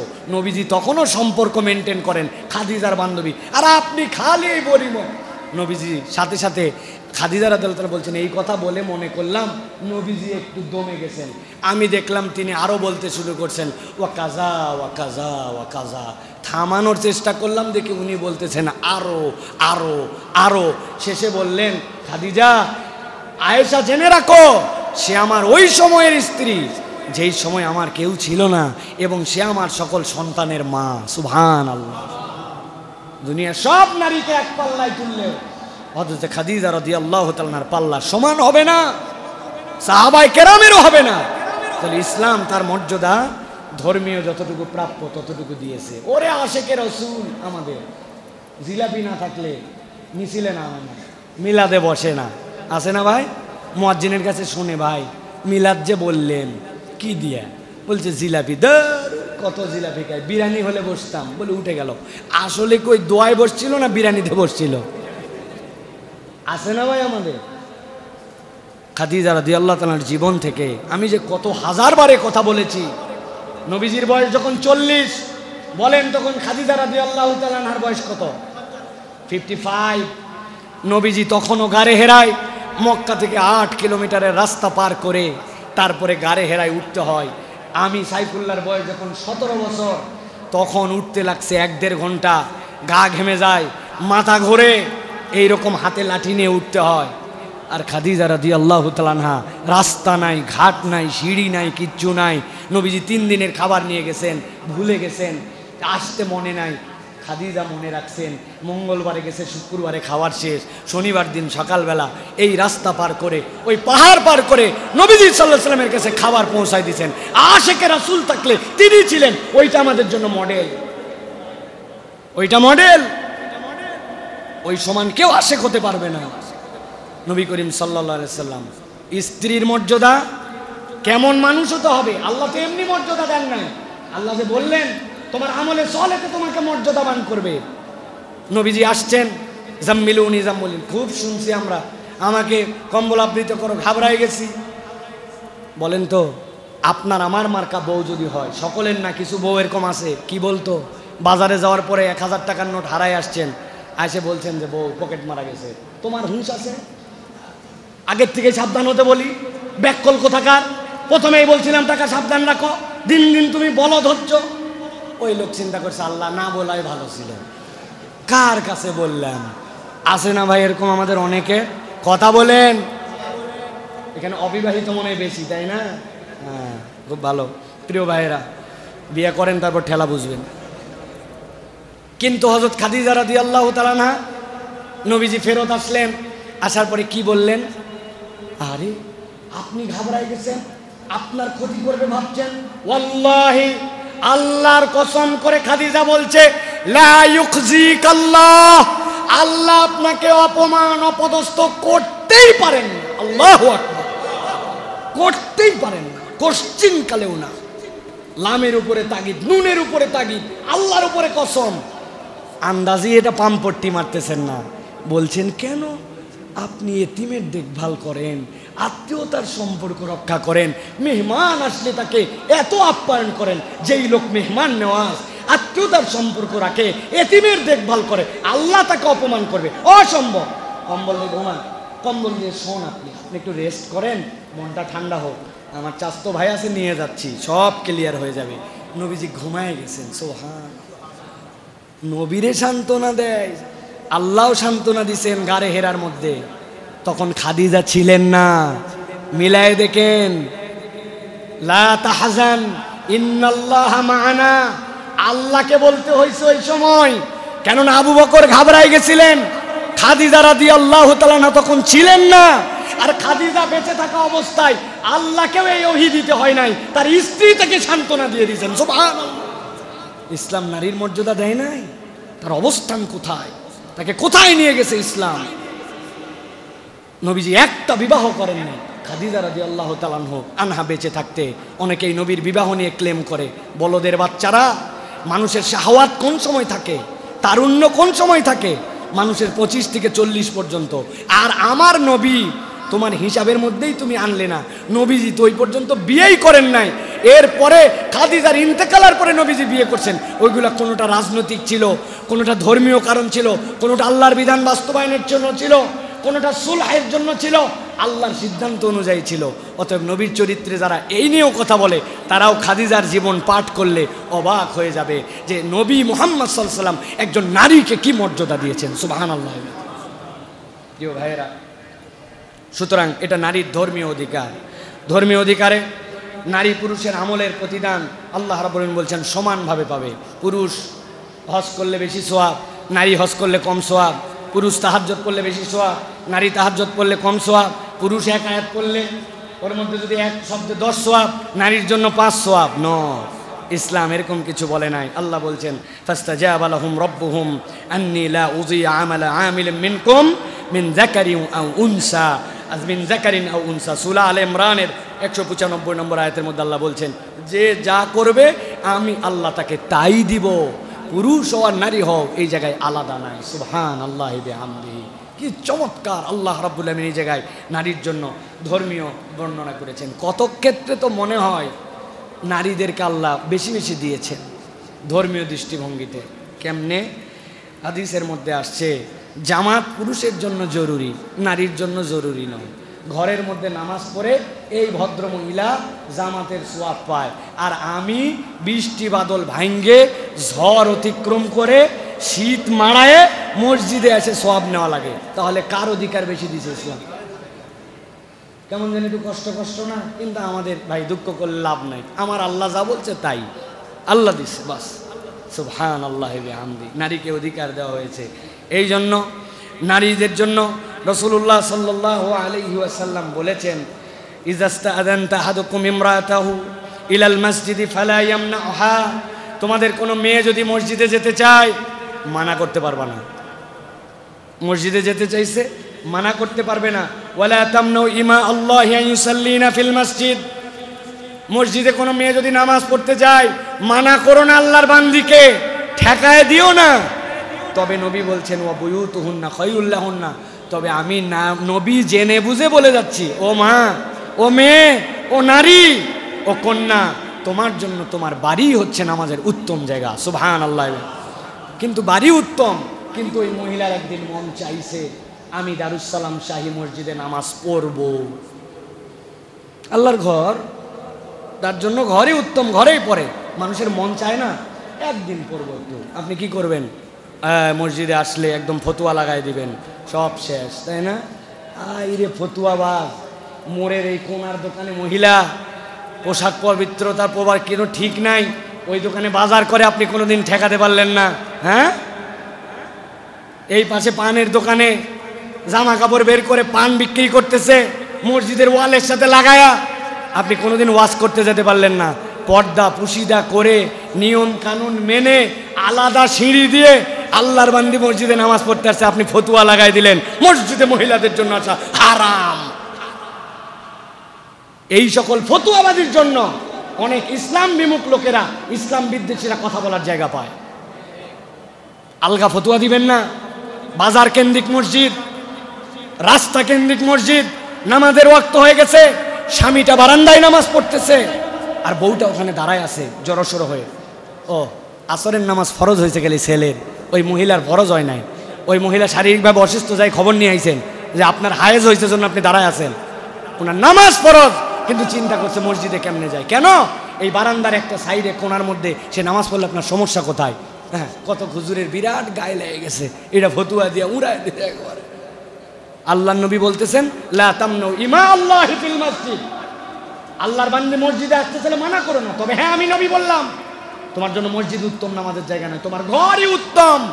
মসজিদে একজন পুরুষ নামাজ পড়ে যে সোয়াব, তুমি ঘরে পড়েই ওই সোয়াব পেয়ে যাবে। সুবহানাল্লাহ। কিন্তু পরিস্থিতির দাবি হলে মানা করা যাবে। এ অধিকার কে দিছে? আল্লাহ। এটা নারীর জন্য অধিকার। প্রিয় ভাইরা, সকল ইবাদতে সুযোগ আছে। আল্লাহ রাব্বুল আলামিন সকল ইবাদতে তার সাথে সঙ্গতি রেখে নারীকে অধিকার দিয়েছেন। সুবহানাল্লাহ। দুধ খাওয়াও, ঠিক আছে, এখন রোজা রেখো না, দুধ খাওয়াও, রোজা রেখো না, পরে পরে ওই দুধ খাওয়ানোকে আল্লাহ বলেন প্রত্যেকটা ফোঁটায় ফোঁটায় তার আমল নামায় সওয়াব দিবেন। রাত্রে না তুমি সন্তান নিয়ে শুয়ে থাকো, তাহাজ্জুদে উঠতে পারো না, তোমার সন্তানের জন্য রাত জাগা, সারা রাত নামাজের সওয়াব আল্লাহ মহিলার আমল নামায় দান করে। বেচারি পুরুষ একদিন বউকে বলছে, ঠিক আছে আজকে রাতটা আমি দেখতেছি, সারা রাত যাচ্ছে কিন্তু সারা রাত সওয়াব নাই, আর ওই মহিলা জাগলেই সওয়াব। আমাদের অনেক দিক দিয়ে আল্লাহ রাব্বুল আলামিন এইগুলোতে আমাদেরকে ঠেকায় রাখছেন, যে ওদেরকে তো অধিকারই দেওয়া হতো না, ইসলাম এই জায়গাগুলোকে কমপ্লিট করে দিছে, বাড়ায় দিছে, যে নিয়ামত বৃদ্ধি করে তাদের জন্য দিয়েছে। আর তুমি বলো যে ইসলামে নারীর অধিকার নাই। সুবহানাল্লাহ বিহামদিহি। ইসলাম এই অধিকারগুলা নারীর জন্য দিয়েছে। প্রিয় ভাইরা, এই জন্য আমরা আমাদের যারা আছেন তাদেরকে বলবো নারীদের কাছে এই বার্তাগুলা তুলে ধরতে হবে। আচ্ছা ভাই, আপনারা এরকম পোস্টার কি কখনো দেখেছেন যে পোস্টারের নিচে লেখা আছে নারীদের জন্য ওয়াজ মাহফিলে ওয়াজ শোনার জন্য বিশেষ ব্যবস্থা আছে? পোস্টার দেখছেন এরকম? এখন বলতে হবে ওয়াজ মাহফিলে ওয়াজ শুনতে যাওয়া ফরজ না ওয়াজিব? এই যে আমাদের মুতাওয়াল্লি সাহেব বলে দিছে ফরজও না ওয়াজিবও না, এটা নফল। অনেক ক্ষেত্রে তার জন্য রাত হয়ে গেলে, পথ সংকুল হলে, সাথী না পাওয়া গেলে, স্বামী সহ যেতে না পারলে তার জন্য যাওয়া নিষেধ। তা আপনি না ওয়াজ মাহফিল রাতব্যাপী হয়, সেখানে মহিলাদের সুব্যবস্থা বলা আছে, সেখানে মহিলাকে ওয়াজ শোনান। আর আল্লাহর ঘর নির্ধারিত ওই মহল্লার মসজিদে মহিলা এসে একটুখানি কোরআনের দর্শ করবে, একটু কোরআন শিখবে, একটু দিন শিখবে, উপরে আলাদা সিঁড়িতে ঢুকে হালাকার মধ্যে অংশগ্রহণ করে দিন বুঝবে, আপনি সেইখানে ফতুয়া লাগান। এই হুজুর আপনি করতে হইলেন কেন? ইসলাম না জেনে এগুলো আমরা বলতেছি। আল্লাহ আমাদেরকে বোঝার তৌফিক দান করেন। আমি প্রস্তাব করেছি বাহিরের ওই জায়গাটুকু আমাদের, আমরা এই ভেতরের এই গ্রিলগুলা এগুলো আরো সিকিউর করব। ওই জায়গাটা সব সময়ের জন্য মসজিদে খোলা থাকবে, 24 ঘন্টা খোলা থাকবে। ওইটা মানুষ মুসাফির অবস্থায় আসবে, নামাজ পড়বে, লেখা থাকবে আমাদের ওখানে যে মহিলাদের জন্য যারা চলতে ফিরতে রাস্তায় আছে নামাজের ওয়াক্ত হলে অজু এবং নামাজের জন্য আমাদের বারান্দায় সুব্যবস্থা আছে, মসজিদের কোণায় আমরা লিখে দিব, যেন একটা মাও পরিস্থিতির শিকার হলে এখানে যাচ্ছে, ওয়েটিংয়ে আছে, নামাজটা পড়তে হবে, সে যেন পড়ে নেয়, ইস্তেঞ্জাটা যেন করে নিতে পারে, পুরুষটা যেন নামাজ পড়তে পারে। মসজিদের এই দরজা আমাদের বন্ধ হবে না ইনশাআল্লাহ। আপনারা রাজি আছেন? এর সাথে রাজি আছেন? এই মসজিদের বাহিরের ওয়াল সুন্দর করছি, লেবারের মতো খাটছি। এই কাজ তো আমার না। কেন করছি? যে মসজিদটা দেখে তরুণরা, ইয়াংরা উদ্বুদ্ধ হবে। মসজিদের সাথে একটা ছবি তুলছে ছেলেরা, আমি দেখছি, তারা দিছে এই আমাদের মসজিদ দেখো কত সুন্দর, আমাদের মসজিদ, এই কথাটা যেন অন করে, এই জন্যই পরিশ্রমটা করা হয়েছে। তো এই মসজিদটা যেন এলাকার মানুষ অন করে, ছেলেদের, মেয়েদের, সকলের মসজিদ, পরিস্থিতির দাবিতে তারাও যেন এসে বারান্দায় নামাজটুকু আদায় করে ফেলতে পারে। আমরা যেন এই ব্যবস্থাটা অন্তত করতে পারি। আল্লাহ তৌফিক দেন, বলেন আল্লাহুম্মা আমিন। প্রিয় ভাইয়েরা, 3 নম্বর অর্থনৈতিক অধিকার নারীদের। আল্লাহ রাব্বুল আলামিন বলছেন অর্থনৈতিকভাবে আল্লাহ রাব্বুল আলামিন তাদেরকে কতগুলো অধিকার দিয়েছেন। 1 নম্বরে আল্লাহ মোহরানার অধিকার দিয়েছেন। ওয়াতুন নিসা সাদকাতিহিন্না নিহলা। আল্লাহ বলছেন নারীকে বিয়ে করবা আর মোহরানা দিবা না, তা হবে না। সন্তুষ্ট চিত্তে তোমার হৃদয় থেকে আল্লাহর ওই বান্দিকে তোমার জন্য মোহরানা দিতে হবে। এই জন্য ইসলামে যৌতুকের বিধান নাই। ইসলামে যৌতুক খাওয়া অন্যতম একটা গর্হিত গুনাহ। আর ইসলামে একজন নারীকেই মোহরানাটা দেওয়া হচ্ছে পুরুষের জন্য ফরজ দায়িত্ব। এটা নারীর অধিকার। 2 নম্বর, ইসলাম নারীকে দান করার স্বাধীনতা দিয়েছে। একজন নারী চাইলে দান করতে পারেন, তার যে অংশ সেই অংশ থেকে নারী দান করতে পারেন। আল্লাহ রাব্বুল আলামিন বলছেন ফা ইন তিবনা লাকুম আন শাইইম মিনহু নাফসান ফাকুলু হানিআম মারিআ। সূরা নিসার মধ্যে আল্লাহ বলেছেন, আল্লাহ রাব্বুল আলামিন তাকে স্বাধীনতা দিয়েছেন। তুমি যদি চাও, তোমার অন্তর যদি চায়, তোমার অংশ থেকে তুমি খেতে পারো, তুমি ভক্ষণ করতে পারো। নারী তার সম্পদে স্বাতন্ত্র অধিকার রাখে, সে কি খরচ করবে, কতটুকু করবে, আল্লাহ স্বাধীনতা তাকে দিয়েছেন। সুবহানাল্লাহ। নারী কামাই করে আনছেন, উনাকে আপনি দেনমোহর দিছেন, উনি বাপের বাড়িতে সম্পদ পাইছে, এরপরে ইনভেস্ট করছে অথবা রেখে দিছে, ফসল আসে, আস্তে আস্তে লাখ লাখ টাকা তার। আর বেচারি স্বামী প্রত্যেক মাসে 40,000, এইটা দিয়ে বাড়ি ভাড়া, এইটা দিয়ে সংসার, এইটা বাজার। বউকে বলতেছে তোমারও তো অনেক আছে, তুমি 1 মাসের বাড়ি ভাড়া দেও না। বলতে পারবে? স্ত্রী চাইলে দিতে পারবে, কিন্তু বলতে পারবে না অনেক টাকা একটু দেও। আল্লাহ বলছে আর রিজালু কাওয়ামুনা আলান নিসা, তোমাকে দায়িত্বশীল বানানো হয়েছে, ফটর ফটর মারায়ও না, এই দায়িত্ব তোমার। উনি খালি দান করে, খয়রাত করে, খরচ করে, ভালো ভালো খায়, কোনো সমস্যা নাই। আপনার গা জ্বললেই কি আর না জ্বললেই কি, ইসলাম তাকে এই স্বাধীনতা দিয়েছে। সুবহানাল্লাহ বলে, ইসলামী অধিকার তাকে দিয়েছে। এমনকি যেই নারীর হাত খরচ আমরা দিতে চাই না, সকল মায়েরা বোনেরা কামাই করে না। একজন বিখ্যাত পণ্ডিত গবেষণা করে বের করছেন, নবীজি তার প্রত্যেক স্ত্রীকে বছরে 1,42,000 টাকার উপরে, আমাদের এখনকার বাজার অনুযায়ী, তাদেরকে হাত খরচ দিতেন। সুবহানাল্লাহ বলেন। মাথাই তো খারাপ আপনাদের, খাইছে রে। 12 থেকে 15,000 টাকা হাত খরচ দিতেন, হিসাব নিতেন না। দান করো, সাদাকা করো, খরচ করো, তোমার বাপের বাড়িতে পাঠাও, প্রত্যেককে দিতেন নবী করিম সাল্লাল্লাহু আলাইহি সাল্লাম। আর আপনি কোনোভাবে স্ত্রীকে সবই তো দিছি, জামা দেই, কাপড় দেই, যা লাগে তাই, আবার টাকা লাগবে কেন? বলি কেমন মানুষ রে ভাই, আপনার তো একটু তাকে স্বাধীনতায় নবীর এই সুন্নাত পালনের জন্য এইটুকু দেওয়ার কথা আপনার, আমরা দেই না। এই জন্য আমি মাঝে মাঝে বলি, মা বোনেরা আপনারা স্বামীর পকেটের টাকা চুরি করবেন, কোনো গুনাহ হবে না। বলে হুজুর চুরি করলে গুনাহ হবে না কেন? না, চুরি করবেন না, না বলেও নিবেন না, এটা এই সেন্সে বলা। আপনার মসজিদ, আপনার প্রতিষ্ঠান একটা অভাবী 100 টাকা তার কাছে চাইছে, দিয়ে দিছে, বেচারির কাছে নাই, স্বামীর পকেটের থেকে নিয়ে দিছে। আপনি যাই খবর পাইছেন একজন অসুস্থ রুগী আসছিল, ক্যান্সারের পেশেন্ট, উমুক বিপদগ্রস্ত, 100 টাকা তোমার পকেটে দিয়ে দিছে, আপনি যাই মাইল লাগাবেন? হ্যাঁ, তুমি আমাকে ফকির বানাই দিলে, কে তোমাকে দিতে বলছে, এত বড় দানবীর হয়ে এরকম বলবেন আপনি? এরকম না বলা মানেই তো আপনার ইজাজত দেওয়া আছে, আপনার পক্ষ থেকে মন ও সম্মতি আছে। তো মা বোনেরা এরকম করে দিয়া স্বামীর সংসারের বরকত বাড়াই দিবেন, গোপনে দান করে আপনি আল্লাহর সাথে এই পরিবারের জাহান্নামের দূরত্ব দূর করে দিবেন, সুবহানাল্লাহ। তবে একটু কসমেটিক এইগুলাতে ফাও খরচ কম করে, যে এইটা দেওয়ার পরে ধুলেই শেষ হয়ে যায়, হুদামিসে এইটার পিছিয়ে এত খরচ করে লাভ কি? এইটা খরচ না করে পরকালের ফিক্সড ডিপোজিট করলে বেশি লাভ হবে। সাজাও দরকার আছে, স্বামীর জন্য সাজবেন, পরিবারে সাজবেন, এটা অন্যায় কিছু নয়। তবে আপনার কামাইয়ের টাকা আপনি দান করতে পারবেন, এই স্বাধীনতা ইসলাম দিয়েছে। বিয়ের পরের ব্যয়ভার স্বামীর জন্য ইতিমধ্যেই বলে ফেলেছি, আর-রিজালু কাওয়ামুনা আলান নিসা বিমা ফাদ্দালাল্লাহু বা'দাহুম আলা বা'দ ওয়া বিমা আনফাকু মিন আমওয়ালিহিম। আল্লাহ রাব্বুল আলামিন এই দায়িত্ব দিয়েছেন পুরুষের প্রতি, অতএব নারীর এই জায়গায় স্বাতন্ত্রতা আছে। বিয়ের আগে নারীর কোনো খরচ নাই। ইসলামের একটি বিধান শুনলে আমরা বলি না দেড়সাহ্য হয়ে যাবেন, একটা আছে আশ্চর্য আর একটা দেড়সাহ্য। আপনারা অবাক হয়ে যাবেন, একজন ছেলে বালেগ হয়ে গেছে, বয়স কত? 13-14 না? বাপ যদি চায় ওই ছেলেকে বলে দিবে, বালেগ হয়ে গেছিস, আজকের থেকে তোর দায়িত্ব শেষ, কেমনে কামাই করবি না কি করবি, রিক্সা চালাবি না দিন মজুরি করবি, তোর ব্যাপার। ইসলাম বলতেছে দিস ইজ অ্যালাউড, যে কোনো পিতা চাইলে এটা বলে দিতে পারে, বালেগ হয়ে গেছে, দায়িত্ব শেষভাবে। কিন্তু ইসলাম নারীর কি সম্মান দিয়েছে। ইসলাম বলতেছে বালেগ তো দূরের কথা, তোমার কন্যার জিম্মাদারিতে যতক্ষণ আছে তাকে অপরের স্বামীর হাতে তুলে দেওয়ার আগ পর্যন্ত ততদিন দায়িত্ব হচ্ছে ওই পরিবারের। সুবহানাল্লাহ।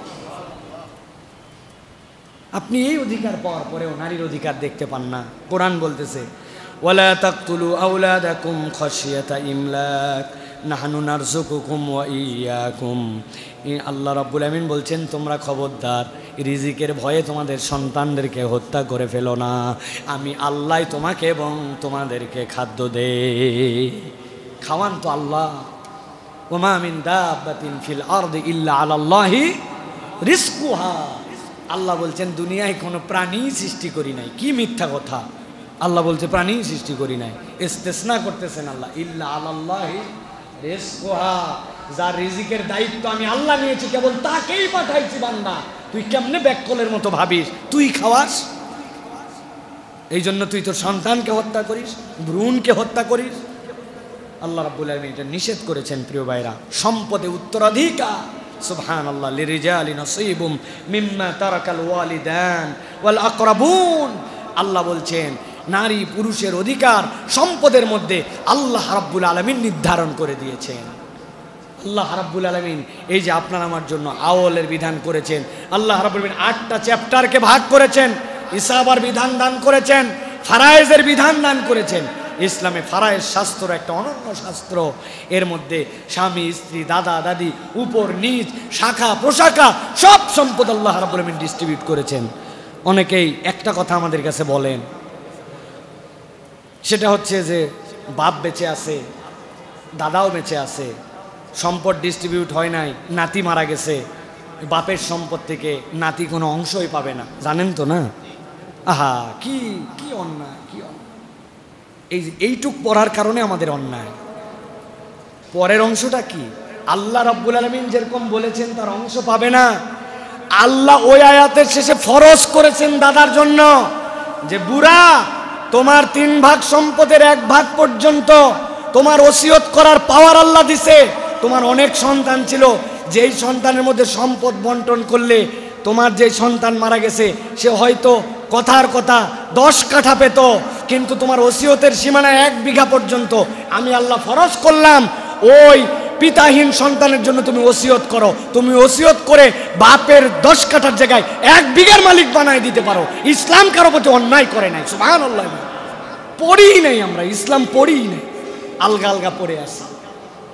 পুরুষ যা পাবে নারী তার অর্ধেক পাবে। আরে বেকুব, নারী তো 5 দিক দিয়ে পায়ে পুরুষের থেকে আগেই ডবল পায়ে বসে আছে। পুরুষ সারা জীবন মিলায়ও নারীর সমান পাবে না, তার খরচ নাই, কিচ্ছু নাই। আল্লাহ রাব্বুল আলামিন সব দায়িত্ব জিম্মাদারি পুরুষের উপরে দিয়েছেন। অতএব এই বিধান দ্বারা ইসলাম সম্মান করেছে। প্রিয় ভাইরা, এবার আমরা সংক্ষিপ্ত সময়ে একটু দেখি যে ইসলাম নারীদেরকে সামাজিক যে অধিকারগুলো দিয়েছে, একদম সংক্ষেপে আপনারা জানেন, তারপরেও বলি। প্রিয় ভাইরা, বাইবেল আমাদেরকে বলতেছে তাহারা বশীভূত হইয়া থাকুক, আর যদি কিছু শিখিতে চায় স্বামীকে ঘরে জিজ্ঞাসা করুক। নতুন নিয়ম, কারিন্থীয় পুস্তক 14 নম্বর অধ্যায়ে 34 নম্বর পরিচ্ছেদের মধ্যে বলা হয়েছে কি? বলা হচ্ছে যে তারা বশীভূতা হইয়া থাকুক, যদি শিখিতে চায় স্বামীর কাছে কিছু জিজ্ঞাসা করিয়া শিখুক। মানে শিক্ষার কোনো স্তর তাদের ধর্মীয় দৃষ্টিভঙ্গিতে নাই। আর ইসলাম কি বলছে? তলাবুল ইলমি ফরিদাতুন আলা কুল্লি মুসলিমেও। আল্লাহু আকবার। আল্লাহ এটা ফরজ করেছেন, জ্ঞান অর্জন করো। এই জ্ঞান, তোমার স্বামী এটা মূর্খ বেটা, ওর কাছে কিছু জিজ্ঞাসা করেনি তোমার, ও নিজেই কিছু জানে না, তার কাছে তুমি কি শুনবে? ওরা বলছে না, তারপরেও তার কাছেই শোন, আর কার কাছে শোনা যাবে না। ইসলাম বলতেছে তুমি জ্ঞান অর্জন করো, তুমি সক্রিয় হও। ইসলাম এই স্বাধীনতা আপনাকে দিয়েছে। আজকে 2 দিনের এই মডার্ন ওয়ার্ল্ড যেটা বলতেছেন, এই ওয়ার্ল্ডের হিসাব নয়, এটা 1450 বছর আগের অন্ধকার যুগে ইসলাম তাদেরকে অধিকার দিয়েছে, যেই যুগে নারীর অধিকার শব্দই জানতো না মানুষ।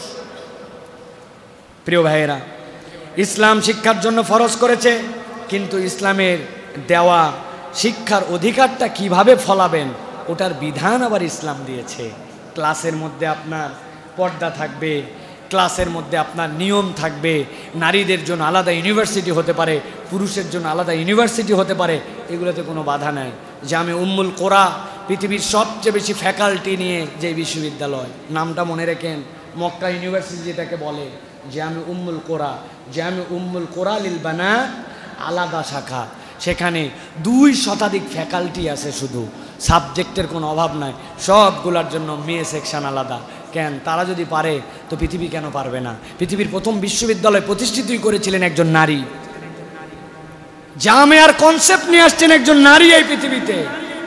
স্পেনের ইতিহাস পড়ে দেখবেন আপনারা প্রিয় ভাইরা। সুতরাং ইসলাম নারীকে এই অধিকার দেয়, তবে এই জায়গাতে ইসলাম যে নারীর অধিকার দেয় ভিনদেশি কোনো সংস্কৃতি, ভিনদেশি কোনো নিয়ম নীতি অনুযায়ী সেইটা প্রতিষ্ঠিত হবে না। ইসলামের শিক্ষার অধিকার ইসলামের দেখানো পথ এবং পদ্ধতিতে হবে।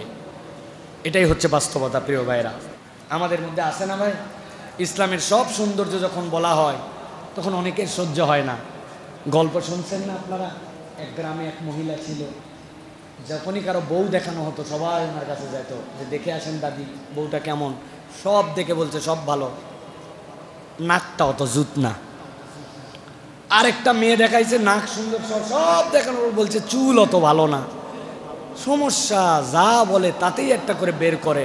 শেষে একটা মহিলাকে দেখাইছে, উনাদের ধারণা এর আর খুদ ধরা যাবে না, যাই মহিলা দেখে সত্যিই তাই, নাক সুন্দর, চোখ সুন্দর, চুল সুন্দর, সব সুন্দর। আসার পরে বলছে আপনার মন্তব্য বলেন।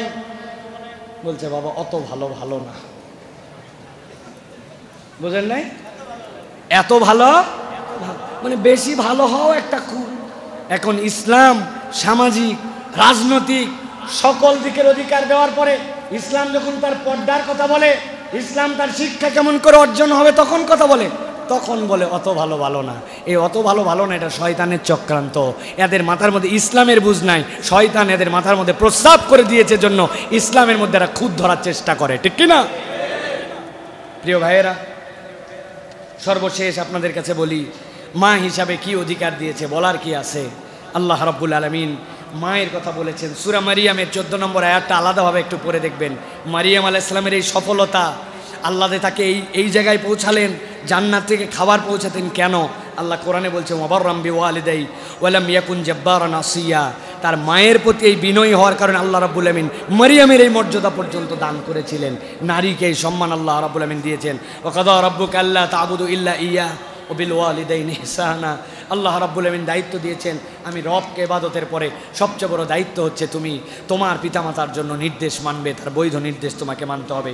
মুশরিক হলেও পিতামাতার সাথে বেয়াদবি করা যাবে না।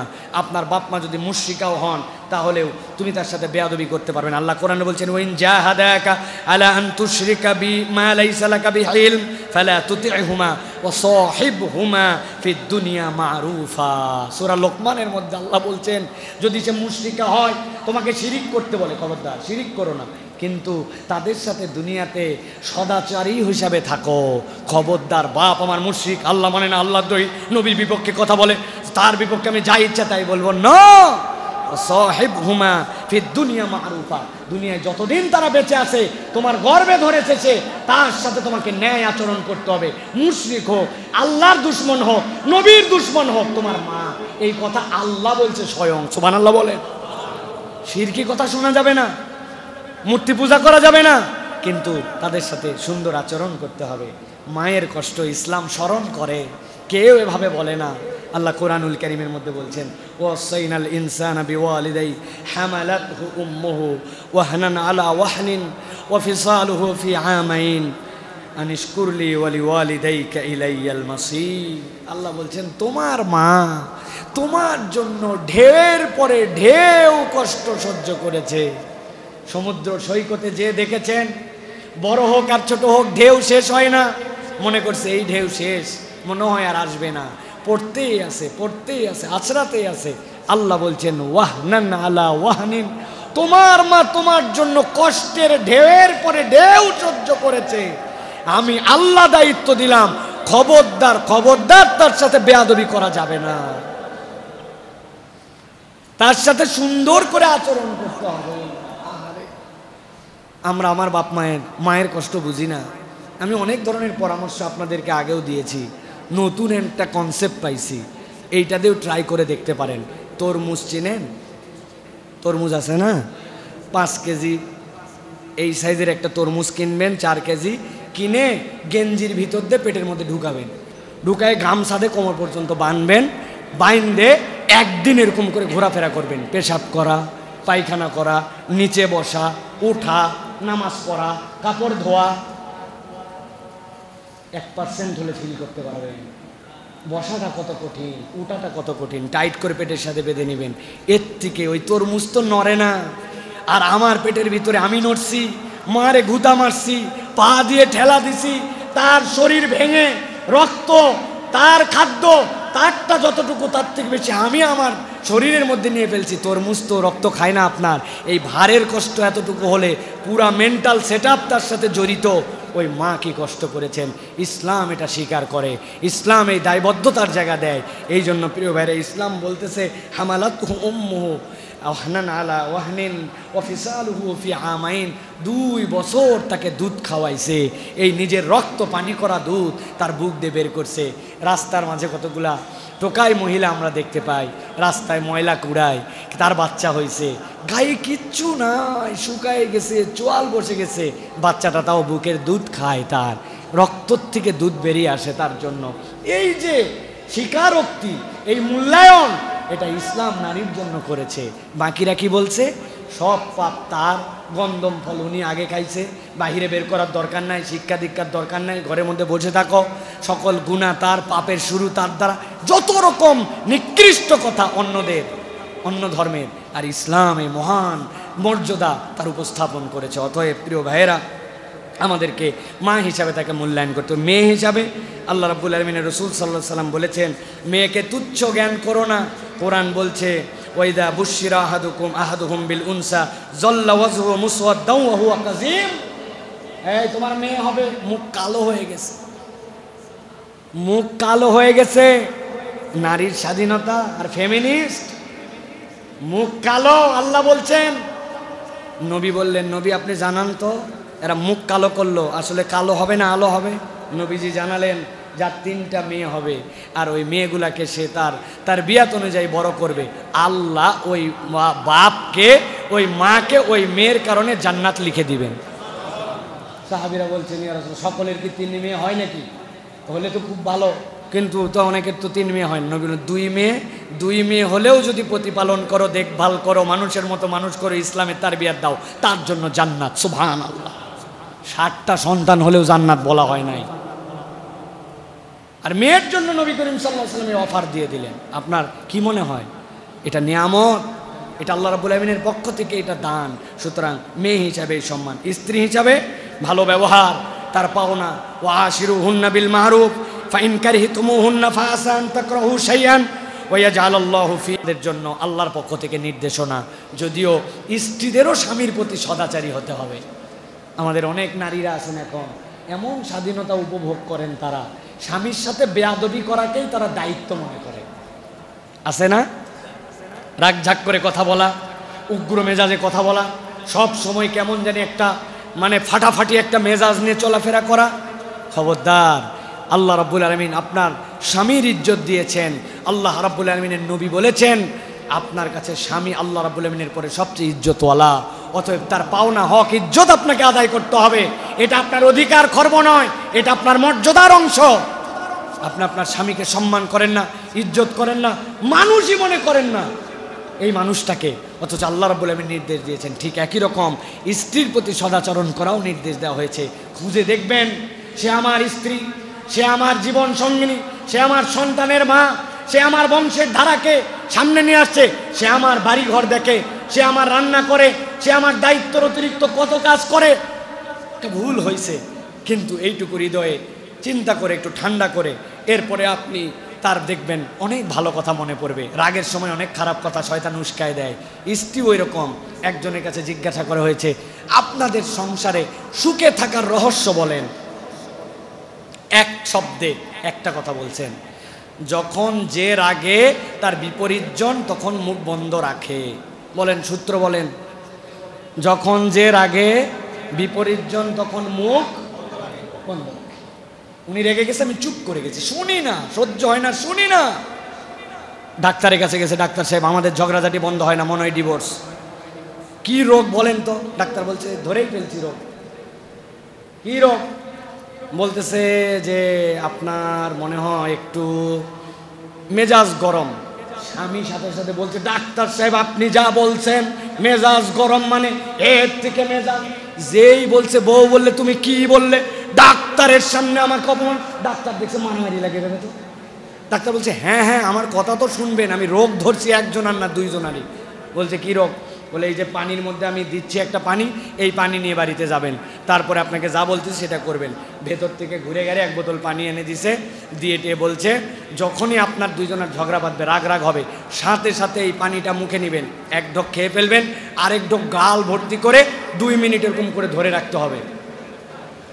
ওদের তো সমস্যা সমাধানের জন্য ওরা গেছে, যে এই রাগ হয় 1 ঢোক পানি খায়, পানি খাওয়ার পরে মুখের মধ্যে এটা ধরে রাখে। এদিকে তো মনে করেন যে মনে কথা বলতে মনে যাচ্ছে, রাগ গরম, কিন্তু মুখের মধ্যে পানি। ওইটা তাও প্রচুর রাগারাগি হয়েছে, হতে হতে 1 বোতল ফুরাইছে। আসার পরে বলছে, ডাক্তার সাহেব জীবনে আপনার মতো ভালো ডাক্তার দেয়নি, কি ওষুধ দিলেন রে ভাই, 50%-এর উপর আমাদের রাগ কমে গেছে। বলছে কি করছেন আপনি? আপনি বললে এরকম মুখে ধরে রাখি, আরেক বোতল দেন। এরকম বোতল আপনার বাড়িতে প্রচুর আছে, এর মধ্যে কোনো মেডিসিন নাই, ওই যে মুখের মধ্যে দিয়ে যেই সময় বন্ধ ছিলেন ওইটাই হচ্ছে মূল কাজ। এখন এই স্বামী স্ত্রীর এই দাম্পত্যে আমাদের যে রাখবে চুপ করে যাব। আল্লাহ রাব্বুল আমিন বলছেন, স্ত্রী হিসেবে তাকে সম্মান করো, ভালো ব্যবহার তাকে উপহার দাও। তুমি না কওয়াম, তুমি না তত্ত্বাবধায়ক, তুমি না ম্যানেজার, তুমি না বাড়িতে আল্লাহর ঘোষিত লিডার। অতএব লিডারের তো অ্যাক্টিভিটি বেশি, কর্মী আমার অধীনস্থ, আমার নিচে যারা আছে তারা তো একটু ভুল করতেই পারে, কিন্তু আপনি না ক্যাপ্টেন, ক্যাপ্টেনকে ধৈর্য ধরতে হবে। আল্লাহ আপনাকে ক্যাপ্টেনের মর্যাদা দিয়েছেন। ক্যাপ্টেন মানে কর্তৃত্ববাদী নয়, ক্যাপ্টেন মানে দায়িত্বশীল, ক্যাপ্টেন মানে বাড়ির লিডার। 2 জন মিলে থাকলে একজনকে অধিনায়কত্ব করতে হয়, অধিনায়ক। কিন্তু মেম্বারদের মর্যাদা কমে না এর দ্বারা। মেম্বারের মর্যাদা যে অধিনায়ক সবচেয়ে বেশি দেয়, সে সবচেয়ে বেশি ভালো অধিনায়ক হয়, ঠিক কিনা? আল্লাহ আমাদেরকে বোঝার তৌফিক দান করুক। আর 2টা পয়েন্ট তালাক প্রাপ্তা হিসাবে তার ইচ্ছে মতো পরবর্তী স্বামী গ্রহণ করতে পারবে। বাকেরার জন্য পিতা লাগবে, মাতা লাগবে, ওলি লাগবে। সাইয়েবা তার আর কোনো কারো অর্ডার নাই, সে তার স্বামী নিজে গ্রহণ করবে। ইসলাম অধিকার দিয়েছে। একবার বাপের কথা শুনছো, সংসার টিকে নাই, এখন ভেঙে গেছে, এখন তুমি চয়েস করতে পারো। সুবহানাল্লাহ বিহামদি। ইসলাম তাকে অধিকার দিয়েছে। প্রিয় ভাইরা, ব্যয়ভার বহন, তালাকপ্রাপ্ত হয়ে গেছো মানে আমার সব খরচ, এত সহজ নাই। আল্লাহ বলছেন ওয়াসকিনুহুন্না মিন হাইসু সাকানতুম। আল্লাহ রাব্বুল আলামিন বলছেন তোমরা যেখানে ইচ্ছা তাকে রাখতে পারো, বাপের বাড়ি বা তোমার বাড়ি, কিন্তু আল্লাহ রাব্বুল আলামিন বলছেন তাদের যেন কষ্ট না হয়, তাদের খরচ ইদ্যত পর্যন্ত পুরুষকে অথবা দুই পক্ষের সম্মতিতে এইটা প্রতিপালন করার মতো তাকে খরচ দিতে হবে। সুবহানাল্লাহ বিহামদিহি। মানে তালাকপ্রাপ্ত হয়ে গেছে মানে এতিম হয়ে গেছে এরকম না, তখনও তার দায়িত্ব আছে, তার পিতার ফ্যামিলিতে, তার ভাইয়ের ফ্যামিলিতে আল্লাহ রাব্বুল আলামিন দায়িত্ব দিয়েছেন। সর্বশেষ বিধবা হিসাবে, বিধবার জন্য ইসলাম মৌলিক দুটি নির্দেশনা দিয়েছে। একটা সদাচরণ, বিধবার সাথে সদাচরণ করতে হবে। বিধবা ওয়ান অফ দ্য সেন্সে এতিম। একটা এতিম হচ্ছে বাপ মা হারালে, আর একটা স্বামী হারালে এতিম, অতএব তার সাথে সদাচরণ করা, তাকে খবর দেওয়া। নবী করিম সাল্লাল্লাহু আলাইহি সাল্লাম এটা আমাদেরকে নির্দেশ দেন। আর 2 নম্বর, উত্তরাধিকার বন্টনে তাদেরকে দেওয়া। আল্লাহ রাব্বুল আলামিন বলছেন উত্তরাধিকারে তাদের কোনো অংশ দেখা যাচ্ছে না। সুবহানাল্লাহ, দেখা যাচ্ছে না, আইনি মারপ্যাচে নাই, কিন্তু আল্লাহ বলছেন ওয়াইযা হাযারাল কিসমাতা উলুল কুরবা ওয়াল ইয়াতামা ওয়াল মাসাকিন ফারযুকুহুম মিনহুম ওয়া কুলু লাহুম কওলাম মারুফা। এসে দাঁড়ায় আছে, সম্পদ বন্টন হচ্ছে, এই অংশ ভাগ হচ্ছে। বড়লোক মানুষ, তাদের টাকা পয়সার কোনো অভাব নাই, বাড়ি টাড়ি অমুক, ওরা জানে আমাদের এখানে সিস্টেমেটিক্যালি কিছু পাওনা নাই, কিন্তু এসে দাঁড়ায় গেছে। আল্লাহ বললেন তাদেরকে বঞ্চিত করো না, তোমাদের দিলে একটু দয়া করো, কিছু দিয়ে দাও তাদেরকে, আর তাদের সাথে সুন্দর আচরণ করো। সুবহানাল্লাহ বলবেন না? আহা, বুঝাতে পারি নাই আপনাদেরকে। কি কথা, কি কথা! সুবহান, এই তুই আসছিস কি সুন্দরী দেখায়, তোর কোনো অধিকার আছে নাকি এই জায়গায়? আন্দাজি, হ্যাঁ স্যার আমাদের পার্সোনাল বিষয়। আল্লাহ বলছেন না, ওরা আসছে যেহেতু কিছু দাও ওদেরকে। সুবহানাল্লাহ। আর আল্লাহ বলছেন সুন্দর আচরণ করো, তাদের প্রতি সিম্প্যাথি দেখাও। দিস ইজ ইসলাম। এটা নারীর প্রতি ইসলাম দেখিয়েছে। দুনিয়ার আর কেউ বোন আপনাকে অধিকার দিবে না, ইসলাম এটা দিয়েছে। তাও আপনি যদি আপনার অধিকার না খুঁজে পান ইসলামে, আপনি যদি ইসলামের বিধানের কাছে নিজের মাথা আত্মসমর্পণ না করেন, তাহলে এর থেকে কপাল পড়ার জাতি কেউ হতে পারে না। আল্লাহ আমাদেরকে বোঝার তৌফিক দান করুক। আল্লাহ আমাদেরকে, আমাদের নারীদেরকে ইজ্জত দেওয়ার তৌফিক দান করুক। প্রিয় ভাইয়েরা,